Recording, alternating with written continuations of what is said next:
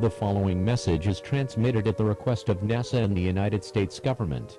At 3:02 p.m. Pacific Daylight Time, NASA has discovered a 30-mile wide asteroid. The asteroid, 4D4-2K 2019, is on a direct collision course with planet Earth. The asteroid is expected to strike Earth in 6 hours. Since astronomers discovered this asteroid at such a late time, there is nothing humanity can do to stop this. All life on Earth will go extinct immediately after the asteroid's impact. Gather your friends and family and brace for the end. Pray to God, and sadly meet your certain death. We will see each other in heaven. God bless you, and God bless America. This is Tom, signing off. This broadcast will now cease transmission.